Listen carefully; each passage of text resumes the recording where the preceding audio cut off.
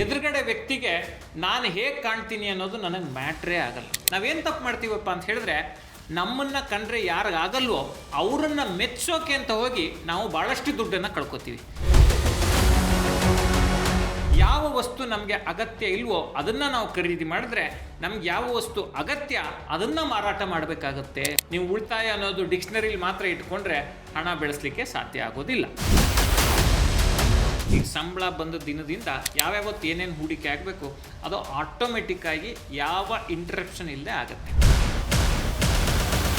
ನನ್ನ ಆದಾಯದಲ್ಲಿ 10% ನಾನು ಕಲಿಕೆಗೆ ಮೀಸಲಿಡ್ತೀನಿ. ಒಂದು ದಿನನ ನಾನು ಅರ್ನಿಂಗ್ ಆ್ಯಂಡ್ ಲರ್ನಿಂಗ್ ವೀಕೆಂಡ್ ಆಗಿ ಬಳಸ್ಕೊಂಡು ಇನ್ನೊಂದು ದಿನನ ಫ್ಯಾಮಿಲಿಗೆ ಮೀಸಲಿಟ್ರೆ ಎರಡೂ ಬ್ಯಾಲೆನ್ಸ್ ಆಗುತ್ತೆ. ಬಿಲ್ ಗೇಟ್ಸು ವರ್ಷಕ್ಕೊಂದ್ಸತಿ ಈ ಸ್ಟಡಿ ಹಾಲಿಡೇ ಅಂತೇಳಿ ತಗೋತಾರಂತೆ. ಆ ಅವಧಿಯಲ್ಲಿ ಹೊಸ ಕಲಿಕೆಗೆ ಅವರು ಸಮಯವನ್ನು ಮೀಸಲಿಡ್ತಾರಂತೆ.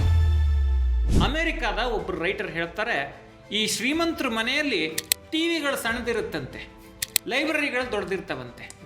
ಈ ಜನಸಾಮಾನ್ಯರ ಮನೆಯಲ್ಲಿ ಟಿವಿ ದೊಡ್ಡದಿರುತ್ತಂತೆ, ಲೈಬ್ರರಿಗೆ ಜಾಗನೇ ಇರಲ್ವಂತೆ. If you don't change according to the change will change you. Warren Buffett ಒಂದು ಮಾತು ಹೇಳ್ತಾರೆ, ನಿಮ್ಗೆ ಯಾವ ಬಿಸ್ನೆಸ್ ಅರ್ಥ ಆಗಲ್ವೋ ಅದರಲ್ಲಿ ಹೂಡಿಕೆ ಮಾಡಬೇಡಿ ಅಂತ. ನಂದು ಬಹಳ ಅದೇ ಸಿಂಪಲ್ ಸಿದ್ಧಾಂತ. ತುಂಬ ಜನ ಹೇಗೆ ಯೋಚನೆ ಮಾಡ್ತಾರೆ ಅಂತ ಹೇಳಿದ್ರೆ, ಒಂದು ಒಳ್ಳೆ ಕಾರ್ ಇದ್ರೆ ಪ್ರೆಸ್ಟೀಜು, ಒಂದು ಬುಲೆಟ್ ಇದ್ರೇ ಬೈಕ್ ಅಂದ್ರೆ ಒಂದು ಮರ್ಯಾದೆ. ನಂಗೆ ಅದು ಯಾವ ಭ್ರಮೆಗಳು ಇಲ್ಲ. ನಾನು ನನಗೋಸ್ಕರ ಬದುಕೋದನ್ನು ನಾನು ಕಲ್ತ್ಕೊಂಡಿದ್ದೀನಿ. ಅದು ತುಂಬ ಜನರ ಮೈಂಡ್ ಸೆಟ್ ಹೆಂಗೆ ಅಂತ ಹೇಳಿದ್ರೆ, ನಾವು ಕಷ್ಟಪಡೋಕ್ಕೆ ರೆಡಿ ಇಲ್ಲ, ಆದರೆ ಸಕ್ಸಸ್ ಸಿಗಬೇಕು ಅಂತ. ನಮ್ಮ ಕಾಲೇಜು ಶಿಕ್ಷಣ ನಮಗೊಂದು ಕೆಲಸ ಕೊಡ್ಬೋದು, ಆದರೆ ಸಂಪತ್ತನ್ನು ಕೊಡೋದು ನಮ್ಮ ನಿರಂತರ ಕಲಿಕೆ. ನಾವು ಅನ್ಕೋತೀವಿ ಮಕ್ಕಳಿಗೆ ಸಮಯ ಕೊಡೋದು, ಅವರಿಗೆ ಶಿಕ್ಷಣ ಕೊಡೋದು, ಸಂಸ್ಕಾರ ಕೊಡೋದು ಕೂಡ ಇನ್ವೆಸ್ಟ್ಮೆಂಟು. ನಿಮ್ಮ ದುಡ್ಡಿಂದ ಆಸ್ಪತ್ರೆಯ ಹಾಸಿಗೆಯನ್ನು ಬೈ ಮಾಡ್ಬೋದೇ ಹೊರತು ಆರೋಗ್ಯವನ್ನು ಬೈ ಮಾಡಲಿಕ್ಕೆ ಸಾಧ್ಯ ಇಲ್ಲ. ನಾನೀಗ ಹೇಳ್ತಾ ಇರೋದು ನಾನೇನೋ ದೊಡ್ಡ ಸಾಧನೆ ಮಾಡಿದ್ದೀನಿ ಅನ್ನೋ ಕಾರಣಕ್ಕಲ್ಲ, ನನಗೆ ಏನೋ ಒಂದು ಅನುಕೂಲ ಆಗಿದೆ, ಆ ಅನುಕೂಲ ಜನರಿಗೂ ಆಗಲಿ ಅನ್ನೋ ದೃಷ್ಟಿಯಿಂದ ಇದೆಲ್ಲವನ್ನ ಹೇಳ್ತಿರೋದು. ಬಿಟ್ಟರೆ ಇದೇನೋ ದೊಡ್ಡ ಸಾಧನೆ ಮಾಡಿಬಿಟ್ಟಿದ್ದಾನೆ, ಒಂದು ಕೋಟ್ಯಾಂತರ ರೂಪಾಯಿ ಅರ್ನ್ ಮಾಡಿದ್ದಾನೆ ಅನ್ನೋ ಉದ್ದೇಶ ಅಲ್ಲ.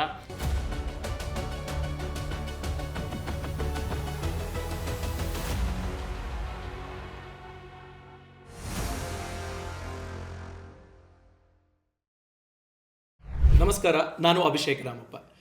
ಮನಿ ಹೇಗೆ ಮ್ಯಾನೇಜ್ ಮಾಡಬೇಕು, ಹಣಕಾಸಿನ ನಿರ್ವಹಣೆ ನಿಮಗೆ ಎಂಥ ಧೈರ್ಯನ ತಂದುಕೊಡ್ಬಹುದು, ಕಷ್ಟ ಕಾಲದಲ್ಲಿ ಹೇಗೆ ಕೈ ಹಿಡಿಬಹುದು, ಈ ಎಲ್ಲದ್ರ ಬಗ್ಗೆ ಎಷ್ಟೋ ವಿಡಿಯೋಗಳನ್ನು ನಾನು ಶರತ್ ಸರ್ ಸೇರಿ ನಿಮ್ಮ ಮುಂದೆ ತರೋ ಪ್ರಯತ್ನವನ್ನು ಮಾಡಿದ್ದೀವಿ. ಇವತ್ತಿನ ವಿಡಿಯೋ ಬಹಳ ವಿಶೇಷ. ಯಾಕೆ ಅಂತಂದರೆ, ಶರತ್ ಸರ್ ಎಷ್ಟು ದುಡಿತಾರೆ, ಅವರ ಹಣನ ಹೇಗೆ ಮ್ಯಾನೇಜ್ ಮಾಡ್ತಾರೆ, ಅವರು ಈ ಹಿಂದೆ ಅಂದರೆ ಹಣಕಾಸಿನ ವಿಷಯಗಳನ್ನು ಕಲಿಬೇಕಾದ್ರೆ ಎಲ್ಲಾದರೂ ಎಡವಿದ್ರ, ಈ ಕೆಲಸ ನಾನು ಮಾಡಬಾರ್ದಾಗಿತ್ತು ಅಂತ ಅನಿಸಿರೋದಿದೆಯಾ, ಈಗ ಪ್ರತಿದಿನ ಅಂದರೆ ಮನಿ ಮ್ಯಾನೇಜ್ಮೆಂಟ್ ಅನ್ನೋದು ಒಂದು, ಅವರು ಪ್ರೊಫೆಷ್ನಲಿ ಏರಿರೋ ಎತ್ತರ ಇನ್ನೊಂದು. ಈ ಥರದ ಒಬ್ಬ ವ್ಯಕ್ತಿ ಹೇಗೆ ತನ್ನ ದಿನವನ್ನು ಮ್ಯಾನೇಜ್ ಮಾಡ್ತಾರೆ, ಹಣನ ಮ್ಯಾನೇಜ್ ಮಾಡ್ತಾರೆ, ಟೈಮ್ನ ಹೇಗೆ ವ್ಯಾಲ್ಯೂ ಮಾಡ್ತಾರೆ, ಈ ಎಲ್ಲದ್ರ ಬಗ್ಗೆ ತಿಳ್ಕೊಳ್ಳೋ ಕುತೂಹಲ ನನಗಿದೆ. ನಿಮಗೂ ಆ ಕುತೂಹಲ ಇದೆ ಅನ್ನೋದಾದರೆ ಈ ವಿಡಿಯೋ ಪೂರ್ತಿ ನೋಡಿ. ಈ ಬಗ್ಗೆ ಮಾತನಾಡೋದಕ್ಕೆ ಸ್ವತಃ ಶರತ್ MS ಅವರು ನಮ್ಮ ಜೊತೆಗಿದ್ದಾರೆ. ಇವರು senior journalist, personal finance writer, ಬಾಸ್ ವಾಲಾದ ಕಂಟೆಂಟ್ ವಿಭಾಗದ ಮುಖ್ಯಸ್ಥರು. ಸರ್, ಕಾರ್ಯಕ್ರಮಕ್ಕೆ ಸ್ವಾಗತ. ನಮಸ್ತೆ ಅಭಿಷೇಕ್. ಇವತ್ತಿನ ಟಾಪಿಕ್ಕು ನಿಮ್ಮ ಮನಿ ಮ್ಯಾನೇಜ್ಮೆಂಟ್ ಸ್ಕಿಲ್ಸ್, ಆ ಬಿಹೇವಿಯರ್ ಯಾವ ಥರ ನಿಮ್ಗದು ಧೈರ್ಯ ತಂದು ಕೊಟ್ಟಿದೆ, ಯಾವ ಥರ ನೀವು ಫ್ಯೂಚರನ್ನು ಪ್ಲ್ಯಾನ್ ಮಾಡ್ತಿದ್ದೀರಿ, ಇನ್ವೆಸ್ಟ್ಮೆಂಟ್ ಹೇಗೆ ಮಾಡ್ತಿದ್ದೀರಿ. ನನ್ನ ಪ್ರಕಾರ ನನ್ನ ಪ್ಲಾನ್ ಇರೋದು 360 degree of money of Sharath sir ಅನ್ನೋದು ನನ್ನ ಆಲೋಚನೆ.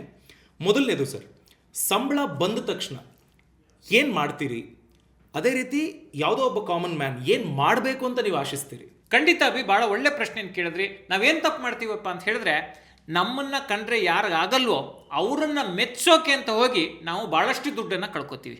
ಬ್ರ್ಯಾಂಡೆಡ್ ವಾಚು, ಬ್ರ್ಯಾಂಡೆಡ್ ಬಟ್ಟೆ, ಬ್ರ್ಯಾಂಡೆಡ್ ಶೂ ಮತ್ತು ದೊಡ್ಡ ಕಾರು, ಈ ರೀತಿ ನಾವು ಅನಗತ್ಯವಾಗಿ ಎಷ್ಟೋ ಸತಿ ನಮಗೆ ಇಷ್ಟವಲ್ಲದ ಖರ್ಚನ್ನು ಮಾಡಿ ನಮ್ಮ ಜೇಬನ್ನು ಖಾಲಿ ಮಾಡ್ಕೋತೀವಿ. ಈ ರೀತಿ ಆಲೋಚನೆ ಮಾಡಿದ್ರೆ ಉಳಿತಾಯ, ಹೂಡಿಕೆ, ಶ್ರೀಮಂತಿಕೆ ಅನ್ನೋದನ್ನು ಮರೆತು ಬಿಡಬೇಕಾಗತ್ತೆ. ನಾನು ಹೇಗೆ ಆಲೋಚನೆ ಮಾಡ್ತೀನಪ್ಪ ಅಂತ ಹೇಳಿದ್ರೆ, ಎದುರುಗಡೆ ವ್ಯಕ್ತಿಗೆ ನಾನು ಹೇಗೆ ಕಾಣ್ತೀನಿ ಅನ್ನೋದು ನನಗೆ ಮ್ಯಾಟ್ರೇ ಆಗಲ್ಲ. ಇದು ನನ್ನ ಆಲೋಚನೆ. ಹಾಗಂತ ನಾನು ಹೆಂಗೆಂಗೋ ಇರ್ತೀನಿ ಅಂತ ಅಲ್ಲ. ನನ್ನ ಜೀವನಕ್ಕೆ ನಾನು ಸರಿ ಅನಿಸೋ ರೀತಿಯಲ್ಲಿ ನಾನು ಬದುಕಕ್ಕೆ ಇಷ್ಟಪಡ್ತೀನಿ ಹೊರತು, ಎಷ್ಟೋ ಸತಿ 4 ಜನ ಮೆಚ್ಚೋ ಹಂಗೆ ಬದುಕಬೇಕು. 4 ಜನ ಮೆಚ್ಚೋ ಹಂಗೆ ಬದುಕಬೇಕು ಅಂದರೆ ಏನು, ಅವ್ರಿಗೆ ನಾವು ಶ್ರೀಮಂತರು ಅಂತೇಳಿ ಕಾಣಿಸ್ಕೋಬೇಕು ಅನ್ನೋದು ಭಾಳಷ್ಟು ಜನರ ಬಯಕೆ. ವಾಸ್ತವ ಅದಲ್ಲ. 4 ಜನ ಅಂತ ಹೇಳಿದ್ರೆ ನೀವು ಅವ್ರನ್ನ ಮೆಚ್ಚೋ ಬರದಲ್ಲಿ ನಿಮ್ಮ ಬದುಕಿನ ಹಾದಿಯನ್ನು, ನಿಮ್ಮ ಬದುಕಿನ ಆರ್ಥಿಕ ಪರಿಸ್ಥಿತಿಯನ್ನು ಹಳಿ ತಪ್ಪೋದಕ್ಕೆ ಬಿಡಬಾರ್ದು. ಅದಕ್ಕೆ ಏನು ಮಾಡಬೇಕಪ್ಪ ಅಂತ ಹೇಳಿದ್ರೆ ಬೇರೆಯವ್ರ ಬಗ್ಗೆ ವಿಚಾರ ಮಾಡೋದು ಬಿಡಬೇಕು. ನಿಮ್ಮ ಆತ್ಮಸಾಕ್ಷಿಗೆ ಅನುಗುಣವಾಗಿ ನೀವು ಬದುಕಿದರೆ ಸಾಕು. ಒಳ್ಳೆ ರೀತಿಯಲ್ಲಿ ಬದುಕಬೇಕು ಅನ್ನೋದು ತಪ್ಪಿಲ್ಲ. ಇನ್ನೊಬ್ಬರನ್ನ ಮೆಚ್ಚೋಕೆ ಬದುಕಬೇಕು ಅನ್ನೋದು ಭಾಳ ದೊಡ್ಡ ತಪ್ಪು. ಅದ್ರ ಬಗ್ಗೆ ನಾನು ಗಮನ ಕೊಡೋದಿಲ್ಲ. ನಾನು ದೇವರು ಮೆಚ್ಚೋ ಹಾಗೆ ಬದುಕೋ ಪ್ರಯತ್ನವನ್ನು ನಾನು ಯಾವಾಗಲೂ ಮಾಡ್ತೀನಿ. ಹಾಗಾಗಿ ಏನು ಮಾಡಬೇಕಪ್ಪ, ಯಾಕೆ ಇಷ್ಟೆಲ್ಲ ಹೇಳ್ತಿದ್ದೀನಿ ಉಳಿತಾಯದ ಬಗ್ಗೆ ನೀವು ಪ್ರಶ್ನೆ ಕೇಳಿದಾಗ ಅಂತ ಹೇಳಿದ್ರೆ, ಉಳಿತಾಯ ಅನ್ನೋದು ಒಂದು ಮೈಂಡ್ ಸೆಟ್ಟು. ಈ ಮೈಂಡ್ ಸೆಟ್ ಅನ್ನೋದು ಚೇಂಜ್ ಆದಾಗ ಮಾತ್ರ ದುಡ್ಡು ಉಳಿಯುತ್ತೆ. ನಾನೀಗ ಸಂಬಳ ಬಂದ ತಕ್ಷಣ ಏನು ಮಾಡ್ತೀನಿ, ಫಸ್ಟು ಉಳಿತಾಯ ಮಾಡಿ, ಹೂಡಿಕೆ ಮಾಡಿ, ಉಳಿದ ಹಣವನ್ನು ನಾನು ಖರ್ಚಿಗೆ ಬಳಸ್ಕೋತೀನಿ. ಅಂದರೆ ಆದಾಯ ಮೈನಸ್ ಉಳಿತಾಯ = ಖರ್ಚು ಅನ್ನೋದು ನನ್ನ ಒಂದು ಉಳಿತಾಯದ ಸೂತ್ರ. ಭಾಳ ಸಿಂಪಲ್ ಸೂತ್ರ. ಇದರಲ್ಲಿ ಏನಿದೆ ಅಂತೇಳಿ ಅನ್ನಿಸ್ಬೋದು. ಆದರೆ ಬಹಳಷ್ಟು ಜನ ಏನು ತಪ್ಪು ಮಾಡ್ತಾರೆ ಅಂತ ಹೇಳಿದ್ರೆ, ಬಂದ ಆದಾಯದಲ್ಲಿ ಏನೆಲ್ಲ ಖರ್ಚುಗಳಿವೆ ಅದನ್ನೆಲ್ಲ ಖರ್ಚು ಮಾಡಿ ನನಗೇನೇನು ಖುಷಿಗೆ ಬೇಕು ಎಲ್ಲವನ್ನು ತೆಗೆದುಕೊಂಡು ಏನಾದರೂ ಸ್ವಲ್ಪ ಉಳಿದ್ರೆ ಅದು ಉಳಿತಾಯ ಅನ್ನೋ ಮೈಂಡ್ಸೆಟ್ಗೆ ಬರ್ತಾರೆ. ಆ ರೀತಿ ಮಾಡೋದು ಬಹಳ ದೊಡ್ಡ ತಪ್ಪು. ನೋಡಿ, ವಾರನ್ ಬಫೆಟ್ ಒಂದು ಮಾತನ್ನು ಹೇಳ್ತಾರೆ, ಯಾವ ವಸ್ತು ನಮಗೆ ಅಗತ್ಯ ಇಲ್ವೋ ಅದನ್ನು ನಾವು ಖರೀದಿ ಮಾಡಿದ್ರೆ ನಮ್ಗೆ ಯಾವ ವಸ್ತು ಅಗತ್ಯ ಅದನ್ನು ಮಾರಾಟ ಮಾಡಬೇಕಾಗತ್ತೆ ಅನ್ನೋ ಮಾತನ್ನು ಹೇಳ್ತಾರೆ. ನೋಡಿ, ಬಹಳ ಸಿಂಪಲ್ ಅಂತ ಅನಿಸುತ್ತೆ. ಆದರೆ ಈ ಫಿನಾನ್ಷಿಯಲ್ ಪ್ಲ್ಯಾನಿಂಗ್, ಬಜೆಟಿಂಗ್, ಈ ಹಣಕಾಸಿನ ಒಂದು ವ್ಯವಸ್ಥೆಗೆ ಚೌಕಟ್ಟು ಹಾಕೊಳ್ಳೋದು ತುಂಬ ಇಂಪಾರ್ಟೆಂಟು. ಲೆಕ್ಕ ಬಿಟ್ಟರೆ ಲೋಕ ಬಿಟ್ಟಂಗೆ ಅಂತೇಳಿ ಒಂದು ಮಾತಿದೆ. ಲೆಕ್ಕಾಚಾರ ಇಲ್ಲದೆ ಬದುಕು ನಡೆಸಿದರೆ ನಾವು ಆರ್ಥಿಕವಾಗಿ ಸ್ಥಿತಿವಂತರಾಗಲಿಕ್ಕೆ ಸಾಧ್ಯನೇ ಇಲ್ಲ ಸೊ ಸಿಂಪಲ್ ಥಿಯರಿ, ಉಳಿತಾಯ ಮಾಡಬೇಕು. ಉಳಿತಾಯ ಇದ್ದರಷ್ಟೇ ಹೂಡಿಕೆ ಮಾಡಲಿಕ್ಕೆ ಸಾಧ್ಯ ಆಗುತ್ತೆ. ನೀವು ಉಳಿತಾಯ ಅನ್ನೋದು ಡಿಕ್ಷನರಿಲಿ ಮಾತ್ರ ಇಟ್ಕೊಂಡ್ರೆ ಹಣ ಬೆಳೆಸಲಿಕ್ಕೆ ಸಾಧ್ಯ ಆಗೋದಿಲ್ಲ. Nice sir. ಎಲ್ಲರೂ ಪ್ಲ್ಯಾನ್ ಮಾಡ್ತಾರೆ, ಎಲ್ಲರೂ ಪ್ಲ್ಯಾನ್ ಮಾಡಿದ ಹಾಗೆ ನಡೆಯೋದಿಲ್ಲ. ಪ್ಲ್ಯಾನ್ ಮಾಡ್ದಂಗೆ ಇಂಪ್ಲಿಮೆಂಟ್ ಆಗಬೇಕು ಅಂದರೆ ನಾವು ಮಾಡ್ಕೊಳ್ಬೇಕಾಗಿರುವಂಥ ತಯಾರಿ ಏನು? ದಟ್ ಮೀನ್ಸ್ ನೀವು ಮಾಡ್ಕೊಂಡಿರೋ ತಯಾರಿ ಏನು ಅಂತ. ಖಂಡಿತ ಅಭಿ. ಈಗ ಒಂದನೇದೇನಪ್ಪ ಅಂತ ಹೇಳಿದ್ರೆ, ಫಾಲೋ ಆನ್ ಪ್ರಶ್ನೆ ನೀವು ಆಗಲೇ ಕೇಳಿದ್ರಲ್ಲ, ನೀವು ಹೂಡಿಕೆ ಮಾಡಿದ್ರಿ ಹೇಗೆ ಏನು ಅಂತ ಹೇಳಿ, ಅದಕ್ಕೆ ನಾನೊಂದು ಕ್ಲಾರಿಟಿಯನ್ನು ಕೊಡ್ತೀನಿ.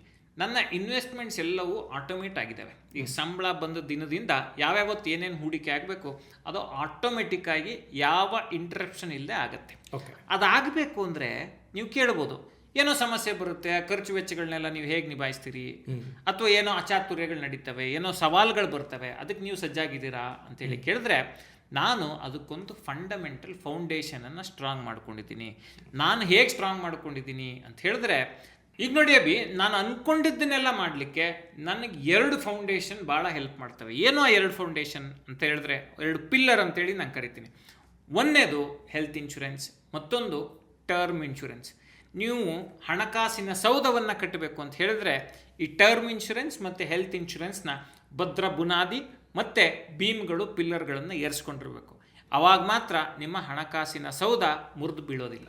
ನನಗೆ ಮತ್ತು ನನ್ನ ಕುಟುಂಬಕ್ಕೆ, ಅಂದರೆ ನಾನು, ನನ್ನ ಮಡದಿ ಮತ್ತು ಮಗುಗೆ ಸೇರಿ ನಾನು 20 ಲಕ್ಷ ರೂಪಾಯಿ ಕವರೇಜ್ ಇರುವಂಥ ಹೆಲ್ತ್ ಇನ್ಶೂರೆನ್ಸನ್ನು ನಾನು ತೊಗೊಂಡಿದ್ದೀನಿ. ನೀವು ಹೇಳ್ಬೋದು, ಹೆಲ್ತ್ ಇನ್ಶೂರೆನ್ಸ್ ಅಯ್ಯೋ ಬಿಡಪ್ಪ ಅದರಲ್ಲೇನಿದೆ ಅಂತ. ತುಂಬ ಇಂಪಾರ್ಟೆಂಟು. ಯಾಕೆ ಅಂತ ಹೇಳಿದ್ರೆ, ಈಗ ನೋಡಿ, ನಾನು ಇನ್ವೆಸ್ಟ್ ಮಾಡ್ತಿದ್ದೀನಿ ಅಥವಾ ಪ್ರತಿ ತಿಂಗಳು ಉಳಿತಾಯ ಮಾಡ್ತಿದ್ದೀನಿ ಅಂತ ಹೇಳಿದ್ರೆ, ನಾನು ಆ ಉಳಿತಾಯವನ್ನು ಸರಾಗವಾಗಿ ಯಾವುದೇ ಅಡೆತಡೆ ಇಲ್ಲದೆ ಮಾಡಬೇಕು ಅಂತ ಹೇಳಿದ್ರೆ ಈ ಹೆಲ್ತ್ ಇನ್ಶೂರೆನ್ಸ್ ಅನ್ನೋದು ತುಂಬ ಇಂಪಾರ್ಟೆಂಟ್ ಪ್ರಾಡಕ್ಟು.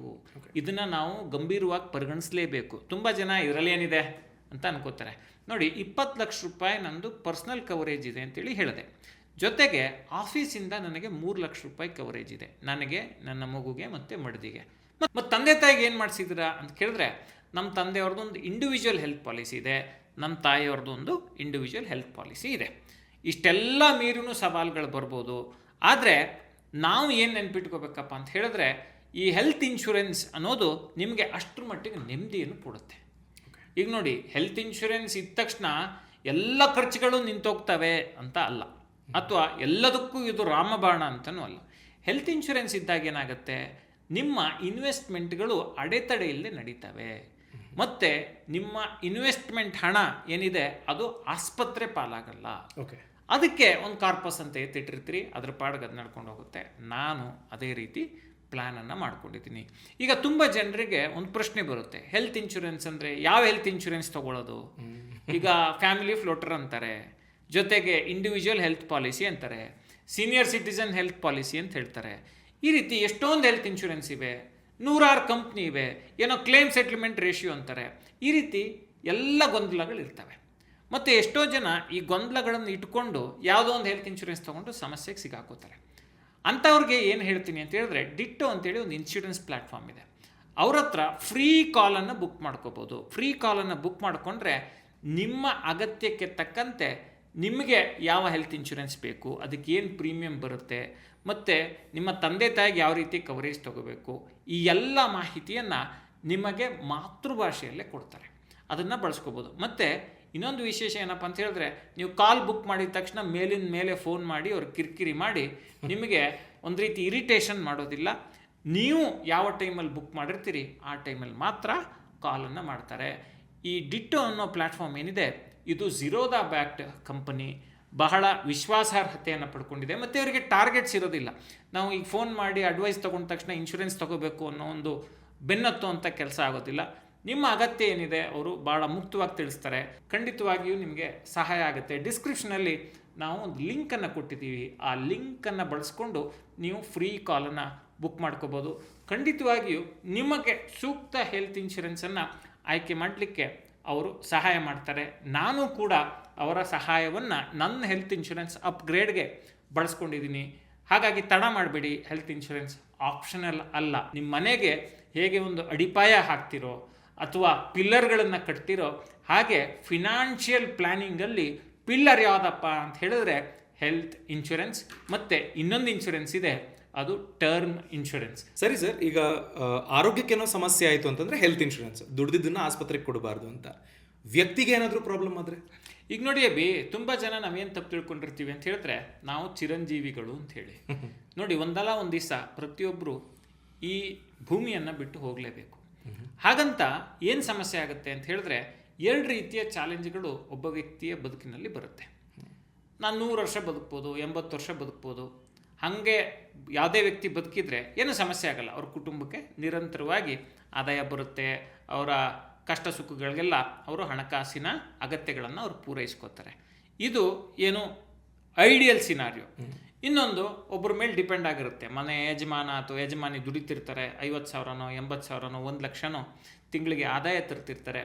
ಅವ್ರ ಜೀವಕ್ಕೆ ಏನಾದ್ರು ಸಮಸ್ಯೆ ಆದರೆ ಅವರ ಕುಟುಂಬಕ್ಕೆ ದಿಕ್ಕ್ಯಾರು? ಅವರ ಮಕ್ಕಳ ಸ್ಕೂಲ್ ಫೀಸ್ ಕಟ್ಟೋರು ಯಾರು?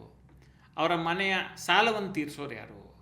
ಮತ್ತು ಆ ಕುಟುಂಬದ ಅಗತ್ಯಗಳನ್ನು, ಪ್ರತಿ ತಿಂಗಳ ಖರ್ಚು ವೆಚ್ಚಗಳನ್ನು ಪೂರೈಸೋರು ಯಾರು? ಈ ಪ್ರಶ್ನೆಗೆ ಉತ್ತರ ಏನಪ್ಪ ಅಂತ ಹೇಳಿದ್ರೆ ಟರ್ಮ್ ಲೈಫ್ ಇನ್ಶೂರೆನ್ಸ್. ಇದು ಹೇಗಪ್ಪ ಕೆಲಸ ಮಾಡುತ್ತೆ ಅಂತ ಹೇಳಿದ್ರೆ, ಯಾವುದೋ ಒಬ್ಬ ವ್ಯಕ್ತಿ ತಿಂಗಳಿಗೆ 50,000 ರೂಪಾಯಿ ದುಡಿತಿರ್ತಾರೆ. ಅವರು ಒಂದು 50 ಲಕ್ಷ ಕವರೇಜ್ ಇರುವಂಥದ್ದು ಅಥವಾ 1 ಕೋಟಿ ಕವರೇಜ್ ಇರುವಂಥ ಟರ್ಮ್ ಇನ್ಶೂರೆನ್ಸನ್ನು ತೆಗೆದುಕೊಂಡ್ರೆ, ಅವರ ಜೀವಕ್ಕೆ ಏನಾದರೂ ತೊಂದರೆ ಆದರೆ ಅವರ ಕುಟುಂಬಕ್ಕೆ 50 ಲಕ್ಷನೋ ಅಥವಾ 1 ಕೋಟಿನೋ ಅಥವಾ 2 ಕೋಟಿನೋ ಏನು ಕವರೇಜ್ ತೆಗೆದುಕೊಂಡಿರ್ತಾರೆ ಆ ಕವರೇಜ್ ಅವರ ಕುಟುಂಬಕ್ಕೆ ಹೋಗುತ್ತೆ. ಟರ್ಮ್ ಇನ್ಶೂರೆನ್ಸ್ ಯಾಕೆ ಇಂಪಾರ್ಟೆಂಟ್ ಅಂತ ಹೇಳಿದ್ರೆ, ವ್ಯಕ್ತಿಯ ಜೀವಕ್ಕೆ ಟರ್ಮ್ ಇನ್ಶೂರೆನ್ಸ್ ಪರಿಹಾರ ಅಲ್ಲ. ವ್ಯಕ್ತಿಯನ್ನು ನಾವು ಬೆಲೆ ಕಟ್ಟಲಿಕ್ಕೆ ಆಗಲ್ಲ, ವ್ಯಕ್ತಿಗೆ ನಾವು ಬೆಲೆ ಕಟ್ಟಲಿಕ್ಕೆ ಆಗೋದಿಲ್ಲ. ಆದರೆ ಇಲ್ಲಿ ಏನಕ್ಕೆ ಟರ್ಮ್ ಇನ್ಶೂರೆನ್ಸ್ ಇಂಪಾರ್ಟೆಂಟ್ ಅಂತ ಹೇಳ್ತಿದ್ದೀವಿ ಅಂತ ಹೇಳಿದ್ರೆ, ಈ ಫಿನಾನ್ಷಿಯಲ್ ಲಾಸ್ ಇದೆಯಲ್ಲ, ಆ ಕುಟುಂಬಕ್ಕೆ ಒಂದು ಆರ್ಥಿಕ ಭದ್ರತೆಯನ್ನು ಒದಗಿಸುವಂಥ ದೃಷ್ಟಿಯಲ್ಲಿ ಈ ಟರ್ಮ್ ಇನ್ಶೂರೆನ್ಸ್ ತುಂಬ ಇಂಪಾರ್ಟೆಂಟು. ನನ್ನ ವೈಯಕ್ತಿಕ ವಿಚಾರಕ್ಕೆ ಬರೋದಾದರೆ, ನಾನು 1 ಕೋಟಿ ರೂಪಾಯಿ ಕವರೇಜನ್ನು 30ನೇ ವಯಸ್ಸಿನಲ್ಲಿ ನಾನು ತೊಗೊಂಡಿದ್ದೀನಿ. ಅದಕ್ಕೆ ಮುಂಚೆ ನನಗೂ ಈ ಟರ್ಮ್ ಇನ್ಶೂರೆನ್ಸ್ನ ಇಂಪಾರ್ಟೆನ್ಸ್ ಗೊತ್ತಿರಲಿಲ್ಲ. ಐಡಿಯಲಿ ಕೆಲಸಕ್ಕೆ ಸೇರಿದ ತಕ್ಷಣ ಟರ್ಮ್ ಇನ್ಶೂರೆನ್ಸ್ ತೊಗೊಳ್ಳೋದು ಭಾಳ ಮುಖ್ಯ. ಪ್ರತಿಯೊಬ್ಬರೂ ನಿಮಗೆ 1 ಕೋಟಿ ಕವರೇಜ್ ಸಿಗದೇ ಇರ್ಬೋದು, ಒಂದು 30 ಲಕ್ಷಕ್ಕೆ ತೊಗೊಳ್ಳಿ, 50 ಲಕ್ಷಕ್ಕೆ ತೊಗೊಳ್ಳಿ. ಮತ್ತು ಈಗ ಟರ್ಮ್ ಇನ್ಶೂರೆನ್ಸ್ನಲ್ಲೂ ತುಂಬ ಎಲಿಜಿಬಿಲಿಟಿಗಳನ್ನು ಕೇಳದೇ ಇರೋವಂಥ ಟರ್ಮ್ ಇನ್ಶೂರೆನ್ಸ್ಗಳು ಬಂದಿದ್ದಾವೆ. ಆ ರೀತಿಯ ಟರ್ಮ್ ಇನ್ಶೂರೆನ್ಸ್ಗಳನ್ನು ಕೂಡ ನೀವು ತಗೋಬೋದು. ಮತ್ತು ಯಾಕೆ ಇದು ಇಂಪಾರ್ಟೆಂಟು ಅಂತ ಹೇಳಿದ್ರೆ, ನಿಮ್ಮ ಅನುಪಸ್ಥಿತಿಯಲ್ಲಿ ನಿಮ್ಮ ಕುಟುಂಬ ನೆಮ್ಮದಿಯಾಗಿರಬೇಕು ಅಂತ ಹೇಳಿದ್ರೆ ಟರ್ಮ್ ಇನ್ಶೂರೆನ್ಸ್ ಅಗತ್ಯ ಅಷ್ಟೇ ಅಲ್ಲ, ಅನಿವಾರ್ಯವೂ ಹೌದು.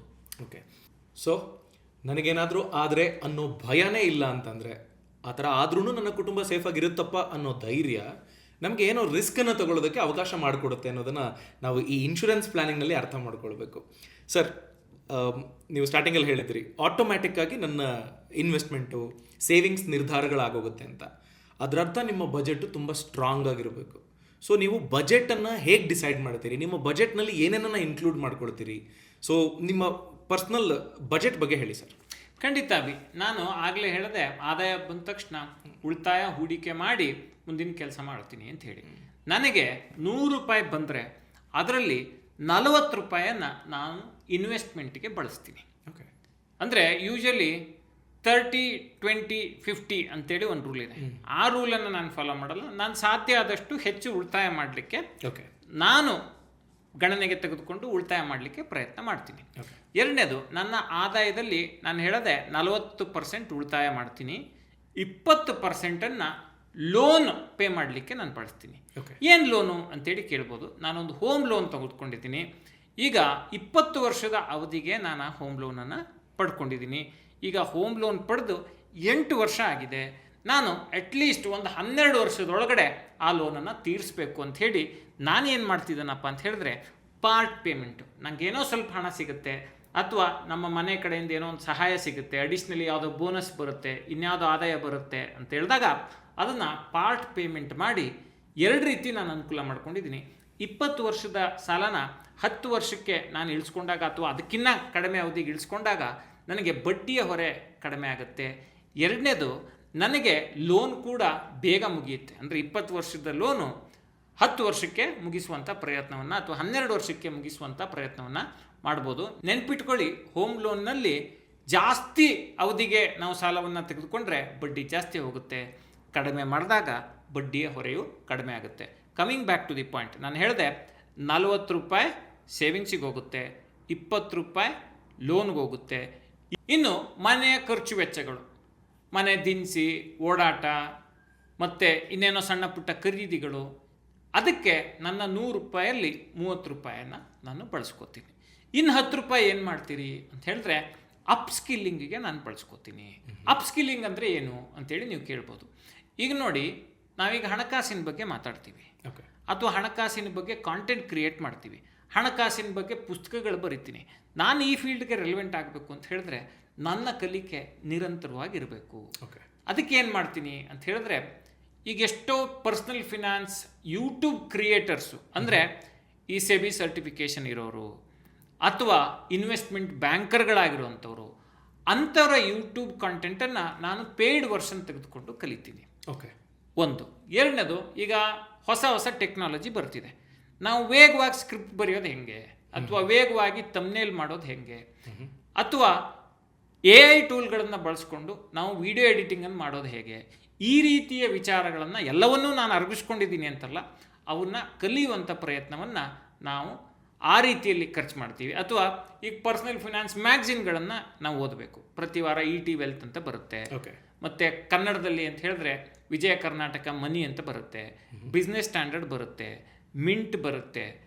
ಈ ರೀತಿಯ ಪತ್ರಿಕೆಗಳನ್ನು ನಾವು ನೋಡಿ ತಿಳ್ಕೊಂಡು ಆ ವೆಬ್ಸೈಟ್ಗಳಿಗೆ ನಾವು ಹೋಗಿ ಕಲಿತಾಗ ಮಾತ್ರ ನಾವು ಈ ಫೀಲ್ಡ್ಗೆ ರೆಲೆವೆಂಟ್ ಆಗ್ತೀವಿ. ಸೊ ನನ್ನ ಆದಾಯದಲ್ಲಿ 10% ನಾನು ಕಲಿಕೆಗೆ ಮೀಸಲಿಡ್ತೀನಿ. ಈಗ ನೋಡಿ, ದೊಡ್ಡ ಸಕ್ಸಸ್ಫುಲ್ ವ್ಯಕ್ತಿಗಳು ಯಾರಿದ್ದಾರೆ, ಅವರು ಕಲಿಕೆಗೆ ತುಂಬ ಹಣವನ್ನು, ಅವಧಿಯನ್ನು, ಸಮಯವನ್ನು ಕೊಡ್ತಾರೆ. ಈಗ ವಾರನ್ ಬಫೆಟ್ಟು ಅವರ ಬಹುಪಾಲು ಸಮಯವನ್ನು ಕಲಿಕೆಗೆ ಮೀಸಲಿಡ್ತಾರಂತೆ. ಮತ್ತು ಬಿಲ್ ಗೇಟ್ಸು ವರ್ಷಕ್ಕೊಂದ್ಸತಿ ಈ ಸ್ಟಡಿ ಹಾಲಿಡೇ ಅಂತೇಳಿ ತಗೋತಾರಂತೆ. ಆ ಅವಧಿಯಲ್ಲಿ ಹೊಸ ಕಲಿಕೆಗೆ ಅವರು ಸಮಯವನ್ನು ಮೀಸಲಿಡ್ತಾರಂತೆ. ನೋಡಿ, ಶ್ರೀಮಂತಿಕೆಯ ಗುಟ್ಟು ಏನು ಅಂತ ಹೇಳಿದ್ರೆ ನಿರಂತರ ಕಲಿಕೆ, ಹೊಸ ಕಲಿಕೆ ಇದ್ದರೆ ಮಾತ್ರ ನಾವು ಈ ಕಾಲಕ್ಕೆ ರೆಲೆವೆಂಟ್ ಆಗ್ತೀವಿ. ನೋಡಿ ಅಭಿ, ಕಲಿಕೆಗೆ ಎಷ್ಟು ಮಹತ್ವ ಕೊಡಬೇಕು ಅನ್ನೋದಕ್ಕೆ ಅಮೆರಿಕಾದ ಒಬ್ಬರು ರೈಟರ್ ಹೇಳ್ತಾರೆ, ಈ ಶ್ರೀಮಂತರ ಮನೆಯಲ್ಲಿ ಟಿವಿಗಳು ಸಣ್ಣದಿರುತ್ತಂತೆ, ಲೈಬ್ರರಿಗಳು ದೊಡ್ಡದಿರ್ತಾವಂತೆ. ಈ ಜನಸಾಮಾನ್ಯರ ಮನೆಯಲ್ಲಿ ಟಿವಿ ದೊಡ್ಡದಿರುತ್ತಂತೆ, ಲೈಬ್ರರಿಗೆ ಜಾಗನೇ ಇರಲ್ವಂತೆ. ಸೊ ಇದರ ಅರ್ಥ ಏನಪ್ಪ ಅಂತ ಹೇಳಿದ್ರೆ, ನೀವು ಎಷ್ಟು ಕಲಿತೀರಿ ಅಷ್ಟು ಬೆಳಿತೀರಿ, ನೀವೆಷ್ಟು ಬೆಳಿತೀರಿ ನಿಮ್ಮ ಹಣವೂ ಅಷ್ಟು ಬೆಳೆಯುತ್ತೆ. So it's a overnight by product. ಈಗ ನೋಡಿ, ನಾವು ಸೂರ್ಯವಂಶಿ ಏನಪ್ಪ 14 ವರ್ಷಕ್ಕೆ ಕೋಟಿಗಟ್ಟಲೆ ಗಳಿಸ್ಬಿಟ್ಟ ಆತ, ಏನು ಕೊನೆಗೇನು?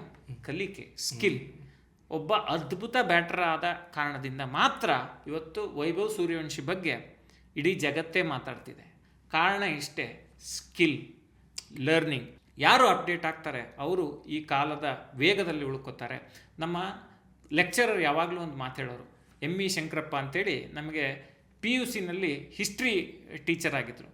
If you don't change according to the change will change you. ಬದಲಾವಣೆಗೆ ತಕ್ಕಂತೆ ನೀನು ಬದಲಾಗದೇ ಇದ್ದರೆ, ನೀನು ಅಪ್ಗ್ರೇಡ್ ಆಗದೇ ಇದ್ದರೆ ನೀನು ಅಪ್ರಸ್ತುತ ಆಗಿಬಿಡ್ತೀಯಾ ಅನ್ನೋ ಮಾತನ್ನು ಯಾವಾಗಲೂ ಹೇಳೋರು. ಹಾಗಾಗಿ ನಿಮ್ಮ ಏಳಿಗೆ ಆಗಬೇಕು ಅಂತ ಹೇಳಿದ್ರೆ ಕಲಿಕೆ ತುಂಬ ಇಂಪಾರ್ಟೆಂಟ್. ಫೈನ್ ಸರ್, ನೀವೀಗ ನಿಮ್ಮ ಬಜೆಟ್ ಬಗ್ಗೆ ಹೇಳಿದ್ರಿ. ನಿಮ್ಮ ಸ್ಯಾಲ್ರಿಯ 40% ಇನ್ವೆಸ್ಟ್ಮೆಂಟ್ ಮಾಡ್ತೀರಿ ಅಲ್ವಾ, ಸೊ ಅದ್ರ ಬಗ್ಗೆ ನೀವು ತುಂಬ ರಿಸರ್ಚ್ ಮಾಡಿರ್ತೀರಿ, ಅದನ್ನು ನಂಬ್ತಿದ್ದೀರಿ, ಫ್ಯೂಚರ್ನಲ್ಲಿ ನನಗಿದು ವೆಲ್ತನ್ನು ಕ್ರಿಯೇಟ್ ಮಾಡುತ್ತೆ ಅಂತ ನೀವು ಡಿಸೈಡ್ ಆಗಿದ್ದೀರಿ ಲಾಂಗ್ ಟರ್ಮ್.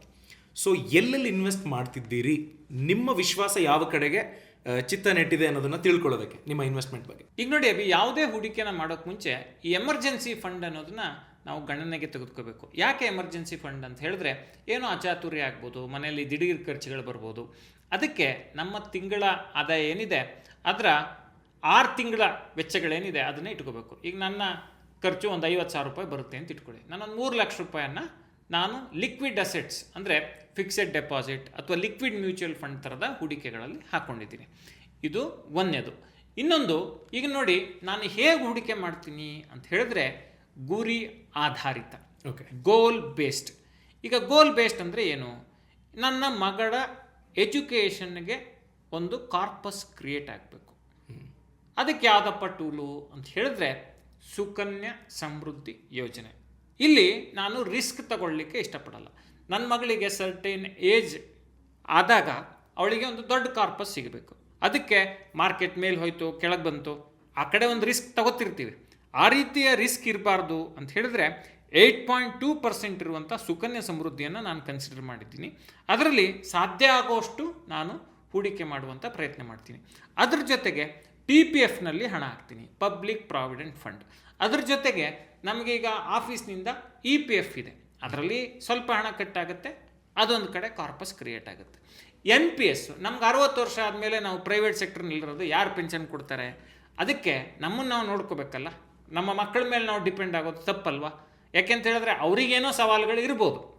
ಆ ಕಾರಣಕ್ಕೆ ನಾನು NPSಲ್ಲಿ ನನಗೆ ಎಷ್ಟು ಸಾಧ್ಯನೋ ಅಷ್ಟು ಹಣವನ್ನು ನ್ಯಾಷನಲ್ ಪೆನ್ಷನ್ ಸ್ಕೀಮ್ನಲ್ಲಿ ಹಾಕ್ತೀನಿ. ಅದ್ರ ಜೊತೆಗೆ ನನಗೆ ತಕ್ಷಣಕ್ಕೆ ಏನು ಬೇಕಾಗಲ್ಲ, ರಿಸ್ಕ್ ತಗೋಬೋದು ಅನ್ನೋ ಹಣವನ್ನು ಮ್ಯೂಚುವಲ್ ಫಂಡ್ ಮತ್ತು ಸ್ಟಾಕ್ ಮಾರ್ಕೆಟ್ನಲ್ಲಿ ಹಾಕ್ತೀನಿ. ಮ್ಯೂಚುವಲ್ ಫಂಡಲ್ಲಿ ನಾನು ಹೇಗೆ ಹೂಡಿಕೆ ಮಾಡ್ತೀನಿ ಅಂತ ಹೇಳಿದ್ರೆ, ನಾನು ನನ್ನ ಹೂಡಿಕೆಯಲ್ಲಿ ಅಂದರೆ ಹೂಡಿಕೆಗೆ ಇಟ್ಟಿರುವಂಥ ಹಣದಲ್ಲಿ 100 ರೂಪಾಯಿ ನನ್ನ ಹತ್ರ ಇದೆ ಅಂತ ಹೇಳಿದ್ರೆ ಒಂದು 60 ರೂಪಾಯಿವರೆಗೆ ನಾನು ಈಕ್ವಿಟಿಯಲ್ಲಿ ಹೂಡಿಕೆ ಮಾಡ್ತೀನಿ. ಈಕ್ವಿಟಿ ಅಂದರೆ ಎಲ್ಲೆಲ್ಲಿ ಹೂಡಿಕೆ ಮಾಡೋಕ್ಕೆ ನಾನು ಪ್ಲ್ಯಾನ್ ಮಾಡ್ತೀನಿ ಅಂತ ಹೇಳಿದ್ರೆ mid cap mutual fund, flexi cap mutual fund ಮತ್ತು ಸ್ಮಾಲ್ ಕ್ಯಾಪ್ ಮ್ಯೂಚುವಲ್ ಫಂಡ್ಗಳಲ್ಲಿ ನಾನು ಪ್ರಿಡಾಮಿನೆಂಟ್ಲಿ ಹೆಚ್ಚು ಹಣವನ್ನು ಹಾಕ್ತೀನಿ. ಅದ್ರ ಜೊತೆಗೆ ETF ಗೋಲ್ಡ್ ETF ಇದೆ, ಸಿಲ್ವರ್ ETF ಇದೆ, ಈ ಥರದ ಹೂಡಿಕೆಗಳನ್ನು ಕನ್ಸಿಡರ್ ಮಾಡ್ತೀನಿ. ಜೊತೆಗೆ ಲಾರ್ಜ್ ಕ್ಯಾಪ್ ಮ್ಯೂಚುವಲ್ ಫಂಡ್, ಒಂದು ಸ್ಥಿರತೆ ಬೇಕಲ್ಲ. ಈಗ ನೋಡಿ, ಯುದ್ಧ ಆ ರೀತಿಯ ಸಂದರ್ಭಗಳು ಬಂದಾಗ ಚಾಲೆಂಜ್ ಆಗುತ್ತೆ. ಇಂಡೆಕ್ಸ್ ಮ್ಯೂಚುವಲ್ ಫಂಡು ಮತ್ತು ಲಾರ್ಜ್ ಕ್ಯಾಪ್ ಮ್ಯೂಚುವಲ್ ಫಂಡ್ಗಳನ್ನು ಕೂಡ ನಾನು ಕನ್ಸಿಡರ್ ಮಾಡ್ತೀನಿ. ಇದರ ಜೊತೆಗೆ ಒಂದಿಷ್ಟು ಷೇರು ಹೂಡಿಕೆಯನ್ನು ನಾನು ಮಾಡ್ತೀನಿ. ಏನಪ್ಪ ನನ್ನ ಲಾಜಿಕ್ಕು ಅಂತ ಹೇಳಿದ್ರೆ, ಟ್ರೇಡಿಂಗು F&O ಅದು ಯಾವುದನ್ನು ನಾನು ಮಾಡಲ್ಲ. ಯಾಕೆಂತ ಹೇಳಿದ್ರೆ I believe in wealth building process. ನನಗೆ ರಾತ್ರೋರಾತ್ರಿ ದೊಡ್ಡ ಮೊತ್ತ ಬೇಕು ಅನ್ನೋ ಭ್ರಮೆ ಅಥವಾ ನೋ ಶಾರ್ಟ್ ಕಟ್ಸ್ ಅನ್ನೋ ವಿಚಾರದಲ್ಲಿ ನಾನು ನಂಬಿಕೆ ಇಟ್ಕೊಂಡಿರೋನು. ಹಾಗಾಗಿ ನನಗೆ ಏನು ಅರ್ಥ ಆಗುತ್ತೆ ಅದನ್ನು ನಾನು ಹೂಡಿಕೆ ಮಾಡುವಂಥ ಪ್ರಯತ್ನವನ್ನು ಮಾಡ್ತೀನಿ. ಈಗ ನೋಡಿ, ವಾರನ್ ಬಫೆಟ್ ಒಂದು ಮಾತು ಹೇಳ್ತಾರೆ, ನಿಮ್ಗೆ ಯಾವ ಬಿಸ್ನೆಸ್ ಅರ್ಥ ಆಗಲ್ವೋ ಅದರಲ್ಲಿ ಹೂಡಿಕೆ ಮಾಡಬೇಡಿ ಅಂತ. ನಂದು ಬಹಳ ಅದೇ ಸಿಂಪಲ್ ಸಿದ್ಧಾಂತ. ನನಗೆ ಏನು ಅರ್ಥ ಆಗಲ್ವೋ ಅಥವಾ ಯಾವುದು ತುಂಬ ರಿಸ್ಕಿ ಅನಿಸುತ್ತೋ, ಈಗ ನೋಡಿ ಮಿಡ್ಲ್ ಕ್ಲಾಸ್ನವರು ನಾವು ಒಂದು ಸಣ್ಣ ಶಾಕನ್ನು ನಾವು ಅಬ್ಸರ್ವ್ ಮಾಡ್ಕೋಬೇಕಂದ್ರೆ ಒಂದು 10-20 ವರ್ಷದ ದುಡಿಮೆ ಸೆಕೆಂಡ್ಸಲ್ಲಿ ಹೋಗ್ಬಿಡುತ್ತೆ, ಏನೋ ಒಂದು ನಾವು ಮಾಡೋಕ್ಕೋದ್ರೆ. ಅದಕ್ಕೆ I believe in value picking and profit booking. ಒಳ್ಳೆ ಶೇರ್ಗಳನ್ನು ಹೂಡಿಕೆ ಮಾಡುವಂಥದ್ದು, ಕಡಿಮೆ ಬೆಲೆಗೆ ಖರೀದಿ ಮಾಡುವಂಥದ್ದು, ಮಾರ್ಕೆಟನ್ನು ಅಬ್ಸರ್ವ್ ಮಾಡಿ ಅರಿತು ಹೂಡಿಕೆ ಮಾಡುವಂಥದ್ದನ್ನ ನಾನು ಮಾಡಿ ಅದರಿಂದ ಎಷ್ಟು ಗಳಿಸ್ಲಿಕ್ಕೆ ಸಾಧ್ಯ ಅದನ್ನು ನಾನು ಮಾಡ್ತೀನಿ. ಇದಿಷ್ಟು ನನ್ನ ಪೋರ್ಟ್ಫೋಲಿಯೋದ ಒಟ್ಟು ಚಿತ್ರಣ. ಅಂದರೆ ನೋಡಿ, ನನ್ನ ಹತ್ರ ಲಿಕ್ವಿಡ್ ಮ್ಯೂಚುವಲ್ ಫಂಡ್ಸ್ ಇದೆ, ಫಿಕ್ಸೆಡ್ ಡೆಪಾಸಿಟ್ ಇದೆ, ಆನಂತರ ರಿಟೈರ್ಮೆಂಟ್ಗೆ NPS ಇದೆ, ಮಗಳಿಗೆ ಅಂಥೇಳಿ ಸುಕನ್ಯಾ ಸಮೃದ್ಧಿ ಇದೆ, ಜೊತೆಗೆ ನಮ್ಮ ಇನ್ನೇನೋ ನಮಗೊಂದು ಕಾರ್ಪಸ್ ಕ್ರಿಯೇಟ್ ಆಗಬೇಕು ಮದುವೆಗೆ ಅಥವಾ ಮಗಳ ಮದುವೆಗೆ ಅಥವಾ ನಮ್ಮ ರಿಟೈರ್ಮೆಂಟ್ಗೆ ಬೇಕು ಅನ್ನೋದಕ್ಕೆ PPFಲ್ಲಿ ಒಂದು ಹೂಡಿಕೆ ಇದೆ. ಆನಂತರ ನಾನು NPS ಹೇಳಿದೆ ನನ್ನ ರಿಟೈರ್ಮೆಂಟ್ ಪರ್ಪಸ್ಸಿಗೆ. ಜೊತೆಗೆ ನಮ್ಮ ಹೂಡಿಕೆಗಳು ಬೆಲೆ ಏರಿಕೆಯನ್ನು ಮೀರಿ ಬೆಳಿಬೇಕಲ್ವ. ಬರೀ ಸೇಫ್ ಇನ್ವೆಸ್ಟ್ಮೆಂಟ್ಗಳನ್ನೇ ಮಾಡಿಕೊಂಡು ನಾವು ಕೂತ್ಕೊಂಡ್ರೆ FD ಮಾಡಿ ತುಂಬ ದೊಡ್ಡ ಶ್ರೀಮಂತರಾದವರಂತೂ ನಾನು ನೋಡಿಲ್ಲ. ಸೊ ನೀವು ಹಣಕಾಸನ್ನು ಬೆಳೆಸಬೇಕು ಅಂತ ಹೇಳಿದ್ರೆ ನ್ಯೂ ಏಜ್ ಇನ್ವೆಸ್ಟ್ಮೆಂಟ್ಸ್ ಆಗಿರುವಂಥ ಈಕ್ವಿಟಿ ಮ್ಯೂಚುವಲ್ ಫಂಡ್ಸು ಮತ್ತು ಸ್ಟಾಕ್ ಮಾರ್ಕೆಟ್ ಇನ್ವೆಸ್ಟ್ಮೆಂಟ್ಗಳನ್ನು ಕೂಡ ಕನ್ಸಿಡರ್ ಮಾಡಬೇಕು. ಅದರಲ್ಲೂ ಒಂದು ಸಿಗ್ನಿಫಿಕೆಂಟ್ ಮೊತ್ತವನ್ನು ನಾನು ಹಾಕ್ತೀನಿ. ಇವೆಲ್ಲವೂ ಗ್ರೋತ್ಗೆ. ನೋಡಿ, ಒಂದು ನೆನ್ಪಿಟ್ಕೊಳ್ಳಿ, ಈ ಈಕ್ವಿಟಿ ಮ್ಯೂಚುವಲ್ ಫಂಡಲ್ಲಿ ನೀವು ಹೂಡಿಕೆ ಮಾಡಬೇಕು ಅಂತ ಹೇಳಿದ್ರೆ 7 ಇಯರ್ಸ್ ಟೈಮ್ ಪೀರಿಯಡನ್ನು ಇಟ್ಕೊಳ್ಳಿ. ಸುಮ್ಮನೆ ಇವತ್ತು ಹಾಕಿಬಿಟ್ಟು ಇನ್ನೊಂದು ವಾರ ಆದಮೇಲೆ ತೆಗಿತೀನಿ, 2 ವಾರ ಆದಮೇಲೆ ತೆಗಿತೀನಿ ಅಂತ ಹೇಳಿದ್ರೆ ವೆಲ್ತನ್ನು ಬಿಲ್ಡ್ ಮಾಡಲಿಕ್ಕೆ ಸಾಧ್ಯ ಆಗಲ್ಲ. ನಾನು ಏನು ಹೂಡಿಕೆ ಮಾಡ್ತಿದ್ದೀನಿ, ನಾನು ಹೇಳಿದೆ ಪ್ರತಿಯೊಂದಕ್ಕೂ ಒಂದು ಗುರಿ ಇದೆ ಅಂತೇಳಿ. ಸುಮ್ಮನೆ ನನಗೇನೋ ಬೇಕು, ನಾನೊಂದು ಐಫೋನ್ ತಗೋಬೇಕು ಅಂತೇಳಿ ನಾನು ಹಣವನ್ನು ವಿಡ್ರಾ ಮಾಡಲ್ಲ. ಈಗ ನನ್ನ ಹತ್ರ ಒಂದು 12 ವರ್ಷದ ಹಳೆ ಕಾರ್ ಇದೆ, ಮಾರುತಿ ಸ್ವಿಫ್ಟ್, ಜೊತೆಗೆ ಒಂದು 16 ವರ್ಷ ಹಳೆ ಬೈಕ್ ಇದೆ. ಈಗ ಏನಪ್ಪ ಈಗ ಹೋಗಿ ಹಿಂಗೆ ತಗೋಬೋದಲ್ಲ ಅಂತ ಹೇಳಿದ್ರೆ ನನಗೇನು, ಅಲ್ಲೂ ಹೊಸ 2 ವೀಲರ್ ತೊಗೊಂಡ್ರು ಅದಕ್ಕೆ ಪೆಟ್ರೋಲ್ ಹಾಕಬೇಕು, ಸರ್ವಿಸ್ ಮಾಡಿಸ್ಬೇಕು. ಹೊಸ ಕಾರ್ ತೊಗೊಂಡ್ರು ಅದಕ್ಕೆಲ್ಲವನ್ನು ಮಾಡಿಸ್ಬೇಕು. ಅಫ್ಕೋರ್ಸ್ ಸೇಫ್ಟಿ ದೃಷ್ಟಿಯಿಂದ ನೋಡಿದ್ರೆ ಒಂದು ಅಪ್ಗ್ರೇಡೇಷನ್ ಬೇಕಾ ಅನಿಸಿದ್ರೆ ಖಂಡಿತವಾಗಿಯೂ ಮಾಡ್ಬೋದು. ಆದರೆ ನಾವು ಓಡಾಡೋದೇ ಕಡಿಮೆ, ಸಿಟಿ ಒಳಗೆ ಜಾಸ್ತಿ ಓಡಾಡ್ತೀವಿ. ಲಾಂಗ್ ಟ್ರಾವೆಲ್ಗೆ ನಾವು ಬಸ್ಸು ಅಥವಾ ಫ್ಲೈಟು ಈ ರೀತಿಯ ಟ್ರೈನು ಈ ರೀತಿ ಬಳಸುವಾಗ ನಮ್ಗೆ ಅಗತ್ಯ ಏನಿದೆ ಅಂತ ಅನಿಸುತ್ತೆ. ನಾವು ತುಂಬ ಜನ ಹೇಗೆ ಯೋಚನೆ ಮಾಡ್ತಾರೆ ಅಂತ ಹೇಳಿದ್ರೆ, ಒಂದು ಒಳ್ಳೆ ಕಾರ್ ಇದ್ರೆ ಪ್ರೆಸ್ಟೀಜು, ಒಂದು ಬುಲೆಟ್ ಇದ್ರೇ ಬೈಕ್ ಅಂದ್ರೆ ಒಂದು ಮರ್ಯಾದೆ. ನಂಗೆ ಅದು ಯಾವ ಭ್ರಮೆಗಳು ಇಲ್ಲ ಅಭಿ.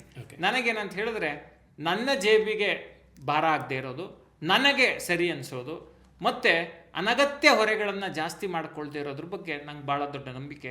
ನೋಡಿ, ಈಗ ಸಿಂಪಲ್ ಒಂದು ಲಾಜಿಕ್ ಇಟ್ಕೊಳ್ಳಿ. ಒಂದು ಯಾವುದೋ ಒಂದು ದೊಡ್ಡ ವೆಹಿಕಲ್ ತೊಗೋಬೇಕು, ನಾನು 20 ಲಕ್ಷ ನಾನು ಹಾಕ್ತೀನಿ ಅಂತ ಇಟ್ಕೊಳ್ಳಿ. ಅದೇ 20 ಲಕ್ಷನ ನಾನೊಂದು ಸೈಟ್ ಮೇಲೆ ಹಾಕಿದರೆ ಅದು ಇನ್ನೊಂದು 5 ವರ್ಷದಲ್ಲಿ 2-3 ಪಟ್ಟು ಗಳಿಕೆಯನ್ನು ತಂದು ಕೊಡುತ್ತೆ. ಆದರೆ ಒಂದು ಕಾರನ್ನು, ನನ್ನ ಹತ್ರ ಒಂದಿದೆ, ಒಂದು ಕಾರ್ ಬೇಕು, ನಾನು ಕಾರ್ ತಗೋಬೇಡಿ, ಕಾರ್ ಅನಗತ್ಯ ಅಂತ ಹೇಳ್ತಿಲ್ಲ. ಈಗ ಒಂದು ಕಾರ್ ಇದೆ, ಅದನ್ನು ಮಾರಿ ಇನ್ನೊಂದು ಕಾರ್ ತೊಗೊಳ್ಳೋದು, ಆ ಕಾರನ್ನು ಮಾರಿ ಇನ್ನೊಂದು ಕಾರ್ ತೊಗೊಳ್ಳೋದು.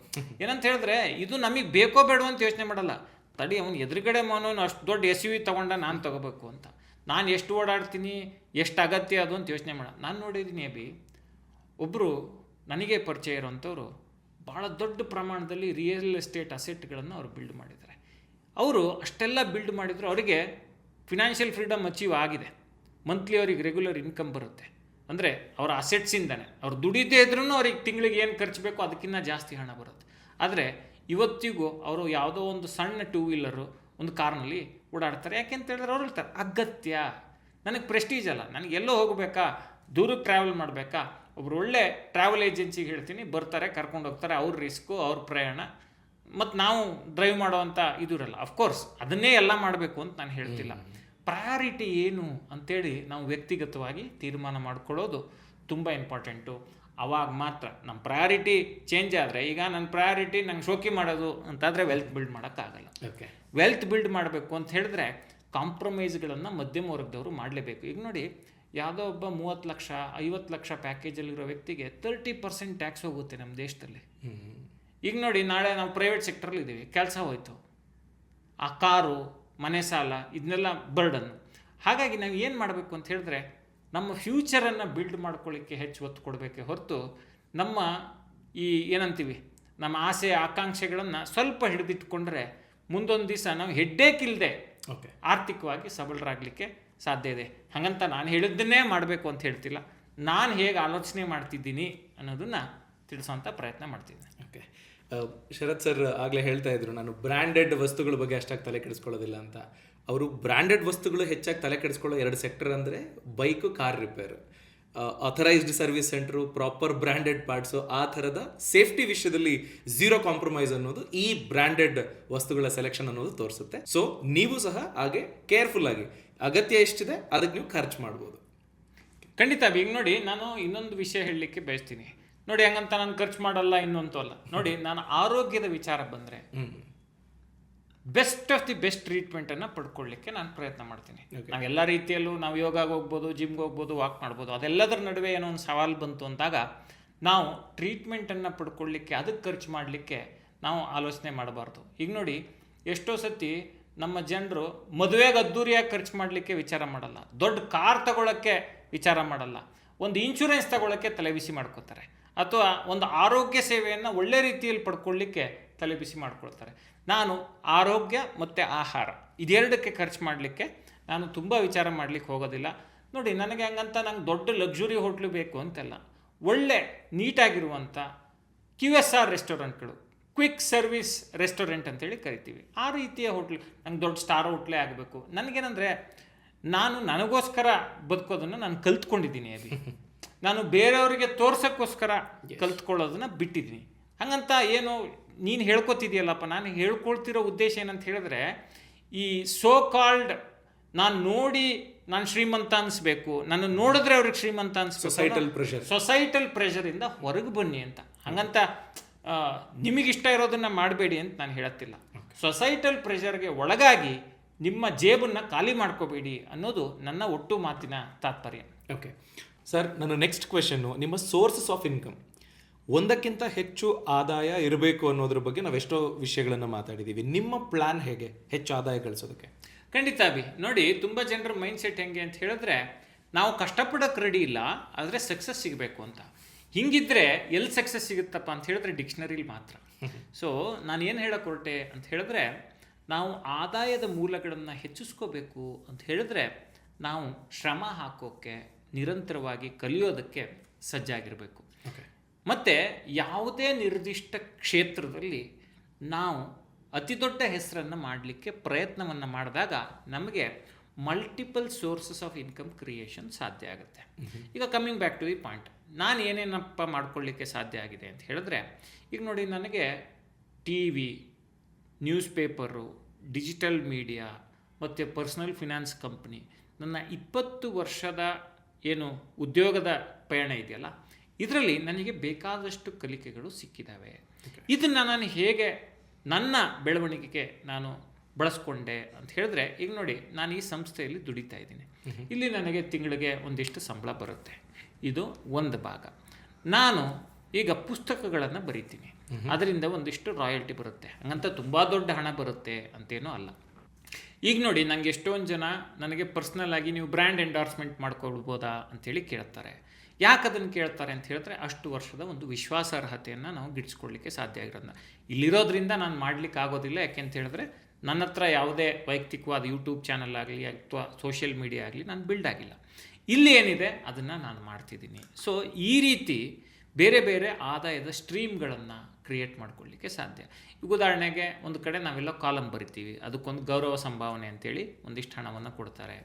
ಈ ರೀತಿ ಅಂದರೆ ತುಂಬ ದೊಡ್ಡ ಆದಾಯವನ್ನು ಮಾಡ್ಕೊಳ್ಳಿಕ್ಕೆ ಸಾಧ್ಯ ಅಂತಲ್ಲ. ಈಗ ಉದಾಹರಣೆಗೆ, ನಾನು ನಾಳೆ ದಿವಸ ನಾನೇ ಏನೋ ಕಟ್ಟಬೇಕು ಅಂತ ಅಂದ್ಕೊಂಡೆ ಅಂತಂದರೆ ನಾನು ಹೇಗೆಲ್ಲ ನಾನು ಗಳಿಸ್ಬೋದು ಅನ್ನೋದಕ್ಕೆ ಉದಾಹರಣೆಗೆ, ನಾನು NISM ಸರ್ಟಿಫಿಕೇಷನ್ ಮಾಡಿಕೊಂಡು ನಾನು ಪರ್ಸ್ನಲ್ ಫಿನಾನ್ಸ್ ಅಡ್ವೈಸರ್ ಆದರೆ, ನನ್ನ ಅಡ್ವೈಸರಿಗೆ ನಾನು ಚಾರ್ಜನ್ನು, ಫೀಸನ್ನು ಫಿಕ್ಸ್ ಮಾಡ್ಬೋದು. ಯೂಟ್ಯೂಬ್ ಕಂಟೆಂಟ್ ಕ್ರಿಯೇಷನಿಂದ ಹಣವನ್ನು ಗಳಿಸ್ಬೋದು, ಇನ್ಸ್ಟಾಗ್ರಾಮ್ನಿಂದ ಒಂದಿಷ್ಟು ಹಣವನ್ನು ಗಳಿಸ್ಬೋದು, ಫೇಸ್ಬುಕ್ನಿಂದ ಒಂದಿಷ್ಟು ಹಣವನ್ನು ಗಳಿಸ್ಬೋದು. ಜೊತೆಗೆ ನನ್ನದೇ ಪಬ್ಲಿಕೇಷನನ್ನು ಶುರು ಮಾಡಿ ಪುಸ್ತಕಗಳನ್ನು ಪ್ರೊಡ್ಯೂಸ್ ಮಾಡೋದ್ರ ಮೂಲಕ ನಾನು ಒಂದಿಷ್ಟು ಹಣವನ್ನು ಗಳಿಸ್ಬೋದು. ಮತ್ತು ನಾನು ಅಂಕಣಗಳನ್ನು ಬೇರೆ ಬೇರೆಯವ್ರಿಗೆ ಬರೆಯೋದ್ರಿಂದ ಒಂದಿಷ್ಟು ಸಂಭಾವನೆಯ ರೂಪದಲ್ಲಿ ಅದನ್ನು ಪಡ್ಕೋಬೋದು. ಹೀಗೆ ಮಲ್ಟಿಪಲ್ ಸೋರ್ಸಸ್ ಆಫ್ ಇನ್ಕಮನ್ನು ಕ್ರಿಯೇಟ್ ಮಾಡಿಕೊಳ್ಳಿಕ್ಕೆ ನನಗೆ ಒಂದು ಬೇರೆ ಬೇರೆ ಮಾರ್ಗಗಳು ಇಲ್ಲಿ ಕಾಣಿಸ್ತವೆ. ಮ್ಯೂಚುವಲ್ ಫಂಡ್ ಡಿಸ್ಟ್ರಿಬ್ಯೂಷನ್ ತೊಗೋಬೋದು. ಸೊ ಈ ರೀತಿ ಪ್ಯಾರಲಲ್ ಸೋರ್ಸಸ್ ಆಫ್ ಇನ್ಕಮನ್ನು ಕ್ರಿಯೇಟ್ ಮಾಡ್ಕೊಳ್ಳಿಕ್ಕೆ ಸಾಧ್ಯ ಇದೆ. ಅದ್ರ ಜೊತೆಗೆ ನಾವು ಹೂಡಿಕೆ ಮಾಡಿರೋದು, ಈಗ ನೋಡಿ, ಹೂಡಿಕೆ ಅಂತ ತೊಗೊಂಡ್ರೆ ನೀವು ಡಿವಿಡೆಂಟ್ ಮ್ಯೂಚುವಲ್ ಫಂಡಲ್ಲಿ ಹೂಡಿಕೆ ಮಾಡ್ತೀರಿ, ಅದರಿಂದ ಆದಾಯ ಬರುತ್ತೆ. ರೀಟ್ಸ್ ಅಂತೇಳಿ ಇದೆ, ರಿಯಲ್ ಎಸ್ಟೇಟ್ ಇನ್ವೆಸ್ಟ್ಮೆಂಟ್ ಟ್ರಸ್ಟ್, ಅದರಲ್ಲಿ ಹಾಕಿದರೆ ನಮಗೆ ನಿಯಮಿತವಾಗಿ ಆದಾಯ ಬರುತ್ತೆ. Post office monthly income scheme ಅಂತೇಳಿ ಇದೆ, ಅದರಲ್ಲಿ ಹಾಕಿದರೆ ನಮಗೆ ನಿಯಮಿತವಾಗಿ ಆದಾಯ ಬರುತ್ತೆ. ಈಗ ಇನ್ವಿಟ್ಸ್ ಅಂದರೆ ದೊಡ್ಡ ದೊಡ್ಡ ಈ ಹೈವೇಗಳ ಮೇಲೆ ಹೂಡಿಕೆ ಮಾಡುವಂಥ ಅವಕಾಶ ಇರುತ್ತೆ, ಅದರಲ್ಲಿ ಹೂಡಿಕೆ ಮಾಡಿದರೆ ನಾವು ಆದಾಯವನ್ನು ಗಳಿಸ್ಬೋದು. ಬಾಂಡ್ಗಳಲ್ಲಿ ಹೂಡಿಕೆ ಮಾಡಿದರೆ ಆದಾಯವನ್ನು ಗಳಿಸ್ಬೋದು. ಈ ರೀತಿ ಪರ್ಯಾಯ ಆದಾಯವನ್ನು ಗಳಿಸ್ಲಿಕ್ಕೆ, ಅಥವಾ ನಾನು ನಾಳೆ ದಿವಸ ಕೋರ್ಸ್ಗಳನ್ನು ಮಾಡಿ ನಾನು ಅದನ್ನು ರಿಲೀಸ್ ಮಾಡ್ಬೋದು. ಭಾಳಷ್ಟು ದಾರಿಗಳಿದ್ದಾವೆ. ನನಗೆ ಎಷ್ಟು ಸಮಯ ಇದೆ ಅನ್ನೋದ್ರ ಮೇಲೆ ಅದನ್ನು ತೀರ್ಮಾನ ಮಾಡಬೇಕಾಗುತ್ತೆ. ಮತ್ತು ನಾನು ಈಗಿಲ್ಲಿ ಫುಲ್ ಡೆಡಿಕೇಟೆಡ್ ಆಗಿರೋದ್ರಿಂದ ನನಗೆ ಅಷ್ಟು ಆದಾಯದ ಮೂಲಗಳು ಇವತ್ತು ತೆರ್ಕೊಂಡಿಲ್ಲ, ಮುಂದೊಂದು ದಿನ ತೆರ್ಕೊಳ್ಳಿಕ್ಕೆ ಸಾಧ್ಯತೆ ಇದೆ ಅನ್ನೋದನ್ನು ನಾನು ಹೇಳ್ತಿದ್ದೀನಿ. ಈ ರೀತಿ ನಿಮ್ಮ ಎಕ್ಸ್ಪೀರಿಯನ್ಸನ್ನು ಬಳಸ್ಕೊಂಡ್ರೆ ನೀವು ಜನರಿಗೂ ಒಳ್ಳೇದು ಮಾಡ್ಬೋದು, ನೀವು ಆರ್ಥಿಕವಾಗಿ ಬೆಳೀಲಿಕ್ಕೆ ಸಾಧ್ಯ ಇದೆ. ನಾನೊಂದು ಚೌಕಟ್ಟಷ್ಟೇ ಹೇಳಿದ್ದೀನಿ. ನಾನೀಗ ಹೇಳ್ತಾ ಇರೋದು ನಾನೇನೋ ದೊಡ್ಡ ಸಾಧನೆ ಮಾಡಿದ್ದೀನಿ ಅನ್ನೋ ಕಾರಣಕ್ಕಲ್ಲ, ನನಗೆ ಏನೋ ಒಂದು ಅನುಕೂಲ ಆಗಿದೆ, ಆ ಅನುಕೂಲ ಜನರಿಗೂ ಆಗಲಿ ಅನ್ನೋ ದೃಷ್ಟಿಯಿಂದ ಇದೆಲ್ಲವನ್ನು ಹೇಳ್ತಿರೋದು. ಬಿಟ್ಟರೆ ಇದೇನೋ ದೊಡ್ಡ ಸಾಧನೆ ಮಾಡಿಬಿಟ್ಟಿದ್ದಾನೆ, ಅವನು ಕೋಟ್ಯಾಂತರ ರೂಪಾಯಿ ಅರ್ನ್ ಮಾಡಿದ್ದಾನೆ ಅನ್ನೋ ಉದ್ದೇಶ ಅಲ್ಲ. ಪ್ರಯತ್ನ ಪಟ್ಟರೆ ನೀವು ಆರ್ಥಿಕವಾಗಿ ಸಬಲರಾಗ್ಬೋದು ಅನ್ನೋ ಒಂದು ಮಾಹಿತಿಯನ್ನು ಕೊಡಲಿಕ್ಕೆ ಈ ವಿಡಿಯೋವನ್ನು ನಾವು ಮಾಡ್ತಾ ಇದ್ದೀವಿ. ಓಕೆ, ಸೊ ಈ ಅಂದರೆ ನಾವು ಡಿಸೈಡ್ ಮಾಡೋ ಸಂದರ್ಭಗಳಲ್ಲಿ ಸರ್ ಕೆಲವೊಂದು ಸತಿ ಅನಿಸುತ್ತೆ ದಿಸ್ ವಾಸ್ ರಾಂಗ್ ಅಂತ, ಏನು ರಾಂಗ್ ಟೈಮಿಂಗ್ ಇರ್ಬೋದು, ರಾಂಗ್ ಇನ್ವೆಸ್ಟ್ಮೆಂಟ್ಸ್ ಇರ್ಬೋದು, ನಾನು ಇದನ್ನು ಮುಂಚೆನೇ ಮಾಡಬೇಕಾಗಿತ್ತು ಅನ್ನೋದ್ರ ಒಂದು ಗಿಲ್ಟ್ ಇರ್ಬೋದು.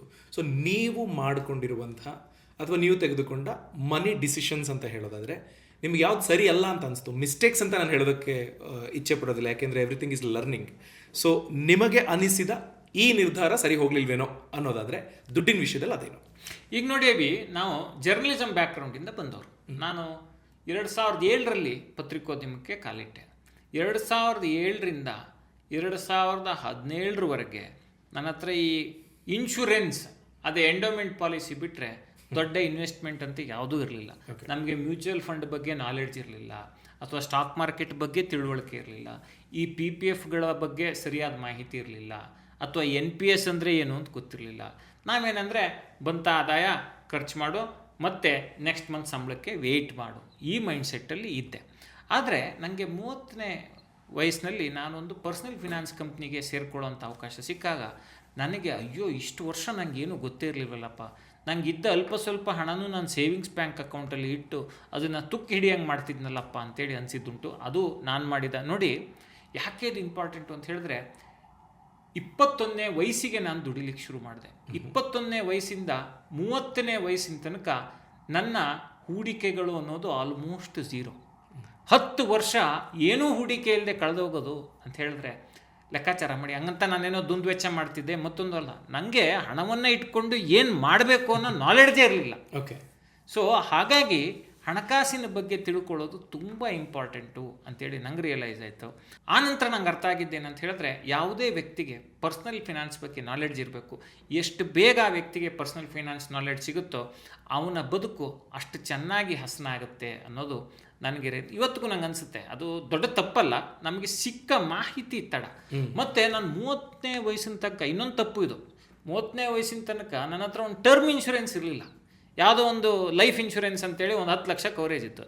ಇವತ್ತಿನ ಲೆಕ್ಕಾಚಾರದಲ್ಲಿ ಬೆಂಗಳೂರಲ್ಲಿ 10 ಲಕ್ಷಕ್ಕೊಂದು ಮನೆಯೂ ಲೀಸ್ಗೆ ಹಾಕೊಳಕ್ಕಾಗಲ್ಲ. 10 ಲಕ್ಷ ಕವರೇಜ್ ತೊಗೊಂಡು ಏನು ಮಾಡೋದು? ಸೊ ಈ ರೀತಿಯ ತಪ್ಪುಗಳನ್ನು ಮಾಡ್ಕೋಬಾರ್ದು. ಹಣಕಾಸಿನ ಪ್ಲ್ಯಾನಿಂಗ್ ಅನ್ನೋದು ನಿಮ್ಮ ಮೆಂಟಲ್ ಪೀಸ್ಗೆ ಬಹಳ important.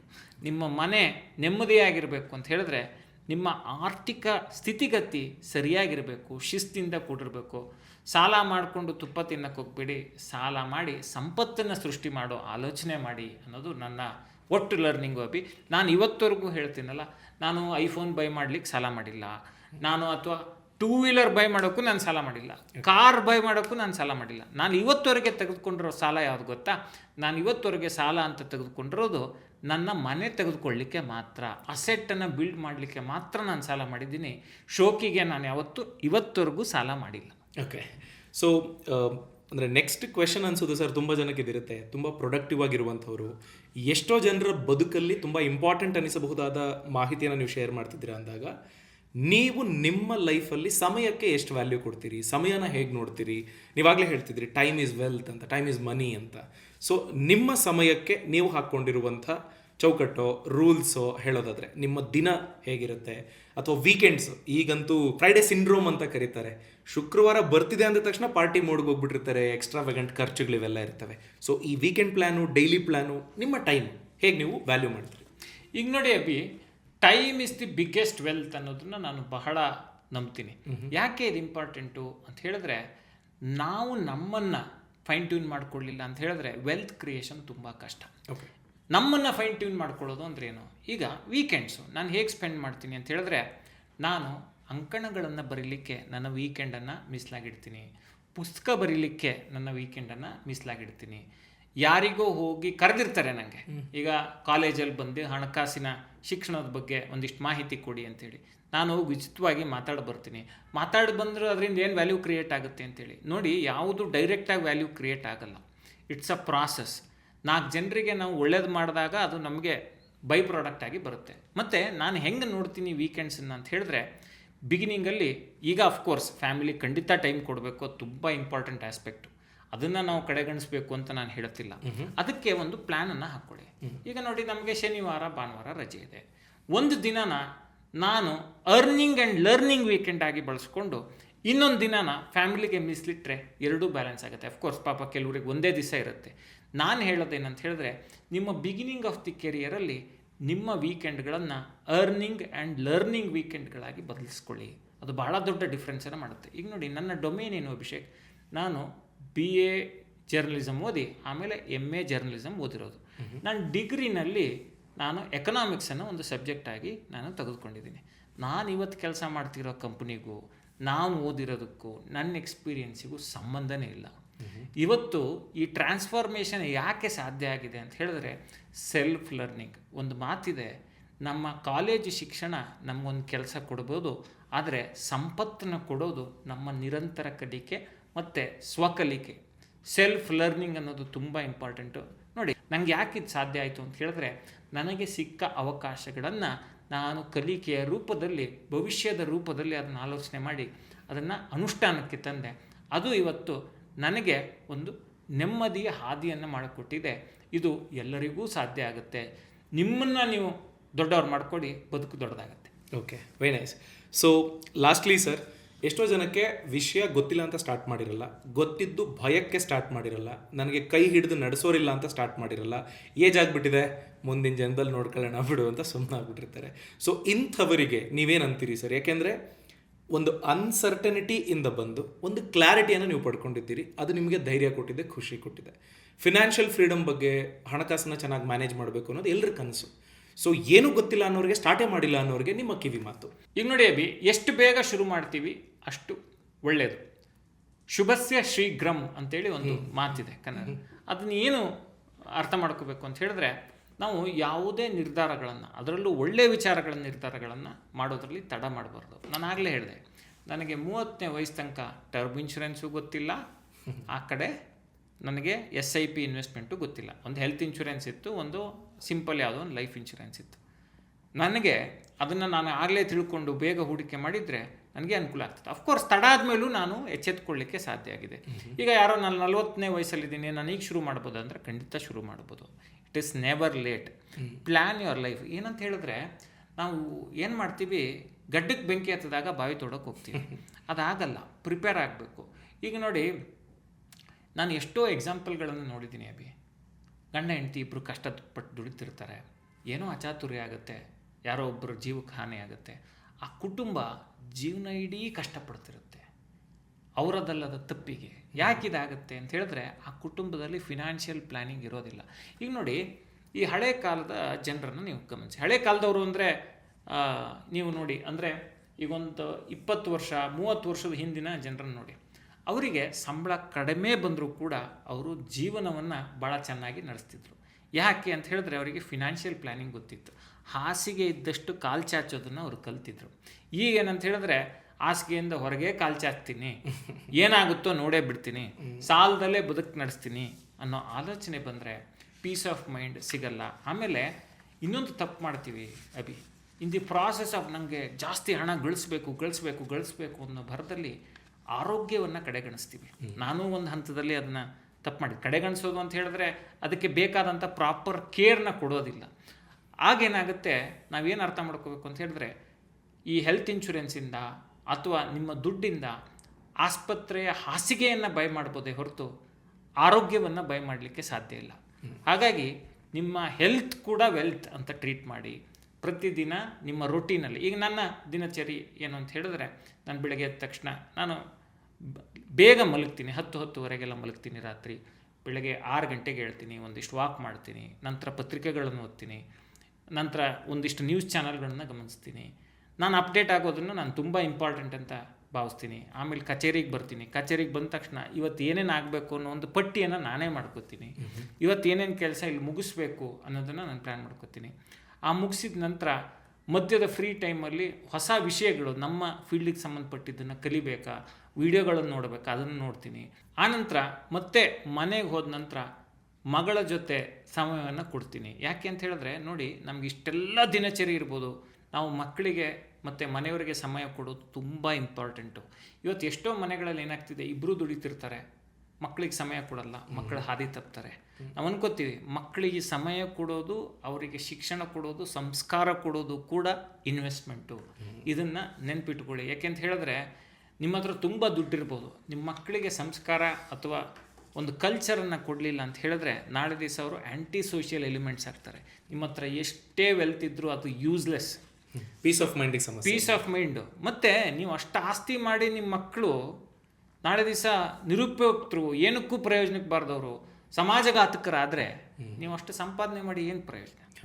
So wealth means also personal well being ಅನ್ನೋದನ್ನು ಅರ್ಥ ಮಾಡ್ಕೊಳ್ಳಿ. ಡಿಸ್ಕ್ರಿಪ್ಷನಲ್ಲಿ ನಾವು ಒಂದು ಲಿಂಕನ್ನು ಕೊಟ್ಟಿದ್ದೀವಿ. ಆ ಲಿಂಕನ್ನು ಬಳಸ್ಕೊಂಡು ನೀವು ಫ್ರೀ ಕಾಲನ್ನು ಬುಕ್ ಮಾಡ್ಕೋಬೋದು. ಓಕೆ, ಸೊ ತುಂಬ ಚೆನ್ನಾಗಿ ಅನಿಸ್ತು ಸರ್. ನಿಮ್ಮ ಲೈಫಿಗೆ ನಿಮ್ಮ ಮನಿ ಮ್ಯಾನೇಜ್ಮೆಂಟ್ ಜೊತೆಗೆ ನಿಮ್ಮ ಬದುಕಿಗೆ ಒಂದು ಕಿಟಕಿ ಥರ ಇತ್ತು ಈ ಕಾನ್ವರ್ಸೇಷನು. Thanks a lot.